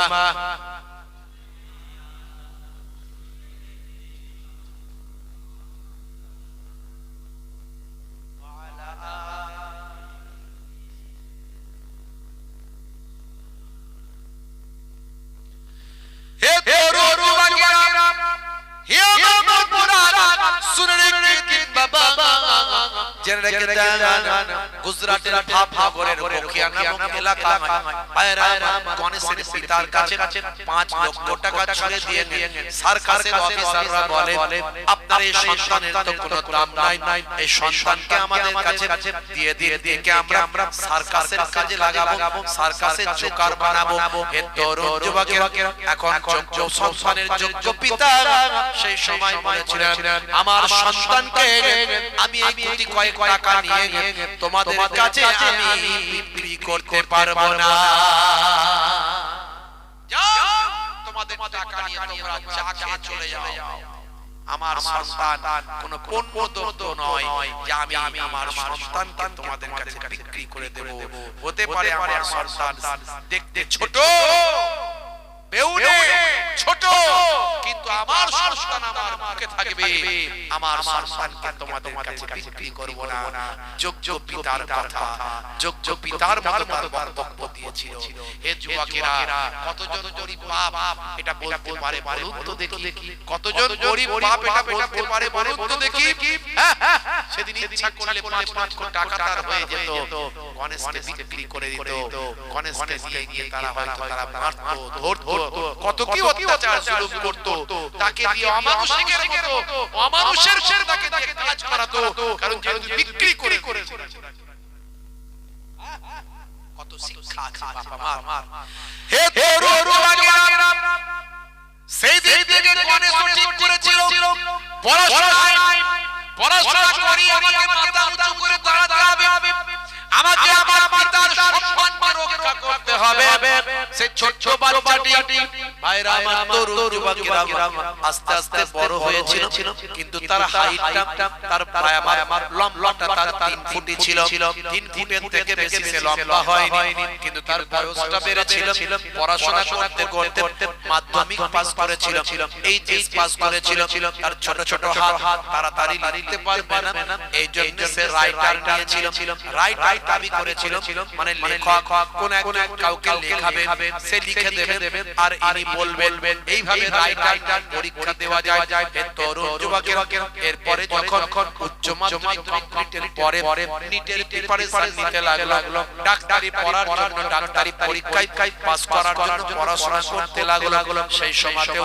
তিনি রাইটার নিলেন রাইটার নিয়ে পরীক্ষা দিলেন দেওয়ার পরে তিনি মেডিকেলে পাস করলেন ডাক্তারিতে পাস করে গেলেন ডাক্তার হওয়ার পরীক্ষার উত্তীর্ণ হলেন মানে মেডিকেলে চান্স পেয়ে গেলেন হে আমার বন্ধুরা হে আমার মুরব্বিয়ারা এবার ডাক্তারি পড়বেন কিন্তু মেডিকেল বোর্ড ডাক্তারদের মেডিকেল বোর্ড বলল এমন ব্যক্তি ডাক্তার পড়ে কি হবে সেই ডাক্তার হয়ে করবে বা আমার ডাক্তারি হওয়ার প্রবেশিকা পরীক্ষায় পাস করেছে বটে কিন্তু ডাক্তার হয়ে কি লাভ যার মাত্র লম্বা হাইট হলো 3 ফুট এই 3 ফুট মানুষটা ডাক্তার হয়ে সে কোন পেশেন্টের ঠিকমতো ট্রিটমেন্ট করতে পারবে না পেশেন্টের শরীরে তার হাত পৌঁছাবে না তাকে উঁচু জায়গায় বসে ট্রিটমেন্ট করতে হবে এরকম ভাবে সম্ভব নয় ওকে ডাক্তারি পড়ার জন্য মেডিকেল কলেজে ভর্তি করা হবে না মেডিকেল কলেজে ভর্তি নেওয়া হবে না এরকম ছেলের ডাক্তার হওয়া যাবে না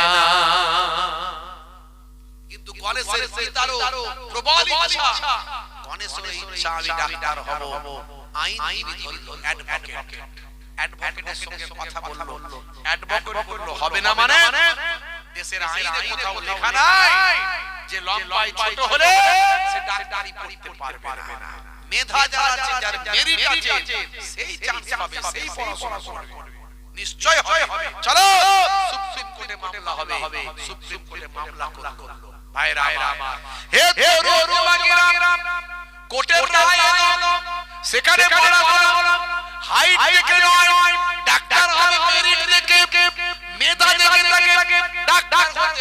যার মেধা আছে সে ডাক্তার হতে পারবে, তাকে ডাক্তারি পড়ার সুযোগ দেওয়া হবে। ভাই আমার কোর্টের অর্ডার হলো, বাধ্য হয়ে ডাক্তারি হওয়ার জন্য পড়াশোনায় ভর্তি হয়ে গেল। যখন বছরে বছরে পরীক্ষাগুলো হয় তখন তিনি রাইটার পরীক্ষা দেন, কারণ তাড়াতাড়ি লিখতে পারবেন না, ছোট ছোট হাত ছোট ছোট আঙুল। তারপরে তিনি রাইটার নিয়ে পরীক্ষাগুলো দেন, পরীক্ষা দিয়ে পাস করে ডাক্তার হয়ে গেলেন। হে তরুণ যুবকেরা, হে আমার মুরব্বিয়ারা, সেই মাত্র 3 ফুট লম্বা ভাবনগর মেডিকেল কলেজে তিনি চান্স পেলেন। সেখানে তিনি ডাক্তারি করার জন্য হসপিটালে চান্স পেলেন। সকাল হলে আমার মায়ে এফরনটা দিয়ে ছোট ছোট দেখতে বয়স, পেছন থেকে দেখলে মনে হবে কোনো বাচ্চা ছেলে সাদা এফরন পরে হেঁটে যায়, গলায় স্টেথোটা লাগানো আছে, গলায় স্টেথোটা যেন মাটির সঙ্গে ঘষে যায়। হে তরুণ যুবকেরা, এই রকম একটা ছেলে ছোট দেখতে বাচ্চা মতো দেখতে সকাল বেলা ভাবনগর ভাই আমার মেডিকেল কলেজ হসপিটালের দিকে সকাল বেলা যখন গেটের দিকে হেঁটে খাট করে যায়, সবাই অবাক হয়ে যায়। এই বাচ্চা ছেলে ডাক্তার গলায় স্টেথো দেওয়া আছে, বাচ্চা ছেলে ভালো করে তাকিয়ে দেখে, না এটা বাচ্চা ছেলে নয়, এটা হচ্ছে একটা বেউনে ভাই আমার দেখতে বাবা তার হাইটটা ছোট, কিন্তু তিনি একজন এমবিবিএস ডাক্তার। মাথা উঁচু করে হসপিটালের ভিতরে গিয়ে আজও তিনি ডাক্তারি ট্রিটমেন্ট করে। বন্ধুরা আমার বলার উদ্দেশ্য হলো শিক্ষা মানুষকে কোথায় পৌঁছে দেয়। আপনি চেষ্টা করলে আপনি আপনার সন্তানকে সেই জায়গায় পৌঁছাতে পারবেন। হাল ছাড়লে হবে না, হেরে গেলে হবে না। গণেশের জীবনে অনেক আঘাত এসেছে। গণেশ একদিনে এমবিবিএস ডাক্তার হয়নি, তার অনেক মাথা এসেছে। আমি একটু মাথায় ভেঙে পড়ি না। আপনি কাঁচার খাবেন, আবার উঠবেন, আবার দৌড়াবেন, আবার কাঁচার খাবেন, আবার উঠবেন, আবার দৌড়াবেন। একদিন আপনি আপনার লক্ষ্যে পৌঁছাবেন ইনশাআল্লাহ। তার জন্য আপনাকে পরিশ্রম করতে হবে, আপনার সন্তানকে সেইভাবে তৈরি করতে হবে। কারণ লড়াই করে এগোতে হবে আমাদের সমাজে। অনেক কথা আছে বন্ধুরা আমার, সুশিক্ষায় শিক্ষিত করুন, আপনার সন্তানকে নামাজি বানান, আপনার সন্তানকে ঈমানদার বানান, আপনার সন্তানকে আল্লাহওয়ালা বানান। কারণ একমাত্র আল্লাহর সাহায্য ছাড়া আমরা কখনো কামিয়াবি হতে পারবো না। আল্লাহ যাকে সাহায্য করবে পৃথিবীর কোনো শক্তি নাই তাকে দুর্বল করে দিতে পারে। তাই একমাত্র আমাদের মালিক হলেন আল্লাহ, আমাদের কেউ সাহায্যকারী নাই, কিন্তু একজন আছেন, তিনি হলেন মহান আল্লাহ। জোরে বলুন সুবহানাল্লাহ। সেই আল্লাহর সাহায্য পেতে গেলে আপনাকে নামাজি হতে হবে, আপনার স্ত্রীকে নামাজি হতে হবে, আপনার পরিবারকে নামাজি হতে হবে, আপনার সন্তানকে নামাজি হতে হবে। তাকে সেই শিক্ষা দিন যে নামাজি যেন হয়ে যায়, রোজাদার হয়ে যায়, সুন্নত ওয়ালা হয়ে যায়, নবীর আখলাক চরিত্রটা যেন মেনে চলে, দুনিয়াতেও কামিয়াবি পাবে, আখিরাতেও কামিয়াবি পাবে। বলুন আল্লাহুম্মা আমিন। বলুন আল্লাহুম্মা আমিন। আমার আল্লাহ আমাদের নামাজি সুন্নত ওয়ালা বানিয়ে দেন। বলুন আল্লাহুম্মা আমিন। ভাইরা আমার, তরুণ যুবকেরা আমার, মুরব্বিয়ানেরা আমার, যাওয়ার আগে বিদায় দেওয়ার আগে একটুখানি বলবো, একটু আবেদন এসেছে, একটুখানি যদি আপনারা দান সহযোগিতা করেন তাহলে একটু ভালো হয়। একটু যতটুকু সম্ভব আমার মায়েরা বোনেরাই করে, ব্যবস্থা করে আমি শুনেছি। তবে যদি একটু সহযোগিতার হাত কিছু ব্যবস্থা তো নাই, তাহলে কি হবে? একটুখানি আমি আপনাদের কাছে চাইবো, আপনারা একটুখানি মায়েদের বোনেদের আজকে যে জান্নাতের বাগান তারা তৈরি করার জন্য সহযোগিতা করেন, তারা সব ব্যবস্থাপনার দায়িত্বগুলো পালন করেন, তারা সব কিছু টাকা পয়সা দিয়ে খরচা করেন। আর মায়েরা বোনেরা তাদের এই খরচা একটু সহযোগিতার হাত তারা বলেছে যে একটুখানি যদি মানুষজন দেয় বড় খুশি হব। জি হ্যাঁ, এটা একটুখানি আমি আপনাদের কাছে দান চাইবো। একবার দরুদ শরীফ আল্লাহুম্মা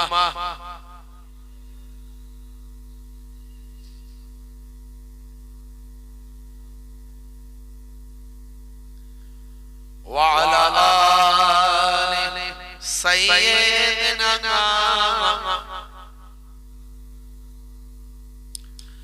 ओ शहरे मोहब्बत जहां मुस्तफा है वही घर बनाने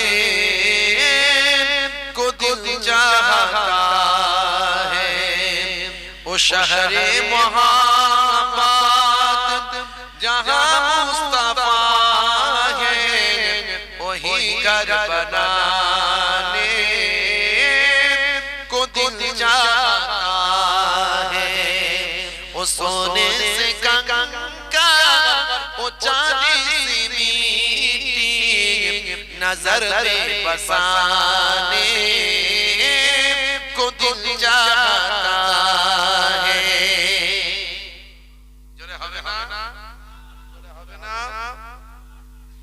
जो पूछा नबी ने कि कुछ घर भी चोरा तो सिद्दीक़ अकबर के होठों पे आया। जो पूछा नबी ने कि कुछ घर भी चोरा तो सिद्दीक़ अकबर के होठों पे आया। की क्या है हकीकत, वहाँ मानो दौलत की क्या है हकीकत, जहाँ चल लुटाने को दिल चाहता है। वो शहरे मोहब्बत जहाँ मुस्तफा है वही घर बनाने को दिल चाहता है। আল্লাহ নবী আবু বকর হুজুরকে বলে, আবু বকর কি নিয়ে এসেছো? দান সাদকা লাগবে, কি নিয়ে এসেছো? আবু বকর সিদ্দিক হুজুর বললেন, আমার বাড়িতে যা ছিল সবটা নিয়ে এসেছি, বাড়িতে শুধু আল্লাহ এবং রাসূলের মহব্বত ভালোবাসা রেখে এসেছি। জোরে হবে না? দেখছেন কবি কবির ভাষায় লিখেছেন, বাপজি আমার আর আমাদের তো সব দিতে হবে না। আল্লাহ আমাদের যা সম্পদ দিয়েছেন তার থেকে অল্প একটুখানি যদি আমরা এরকম মাহফিলগুলোতে দিই তবে এই মাহফিলগুলো জিন্দা থাকবে। আর এই মাহফিলগুলোর ওসিলায় আমাদের কাল আমাদের ঈমান জিন্দা থাকবে। তাই এরকম মাহফিলগুলোতে আমাদের সাহায্য করা দরকার আছে না?